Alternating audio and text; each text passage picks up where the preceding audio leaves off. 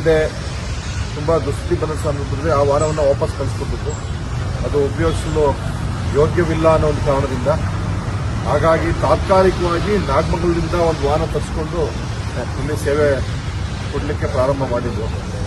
ಹಿಂದೆನೇ ಪ್ರಾರಂಭ ಆಗಿತ್ತು. ನಾಗಮಂಗಲದಿಂದ ಒಂದು ವಾಹನ ತರಿಸ್ಕೊಂಡಿದ್ದು, ಅದು ಸಹ ಹಳೆ ವಾಹನ. ನಾನು ಸಂಬಂಧಪಟ್ಟ DG ಅವರಲ್ಲಿ, ಸಚಿವರಲ್ಲಿ, ಸರ್ಕಾರಕ್ಕೂ ಸಹ ಮನವಿ ಮಾಡಿಕೊಳ್ಳಾಗಿ ಇವತ್ತು ಹೊಸದಾಗಿ ಒಂದು ವಾಹನ ಕೊಟ್ಟಿದ್ದಾರೆ. ಆ ಉದ್ಘಾಟನಾ ಕಾರ್ಯಕ್ರಮ ಇವತ್ತು ಮಾಡಿದ್ವಿ. ಉಲ್ಲೇಗೌಡರು ಹೇಳಿದ ಹಾಗೆ ಈ ವಾಹನಗಳಿಗೆ ಕೆಲಸ ಇಲ್ಲದಂಥ ಕೆಲಸ ಬರೆದಂಥ ಒಂದು ಪರಿಸ್ಥಿತಿ ನಮ್ಮ ತಾಲೂಕಲ್ಲಿ ನಿರ್ಮಾಣ ಆಗಲಿ, ಯಾವುದೇ ರೀತಿಯ ಅಗ್ನಿಗೆ ಸಂಬಂಧಪಟ್ಟಂಥ ಅವಘಡಗಳು ಆಗದಂಗೆ ಇರಲಿ ಅಂತ ಒಂದು ಆ ಭಗವಂತನ ಕೇಳ್ಕೊತೀವಿ.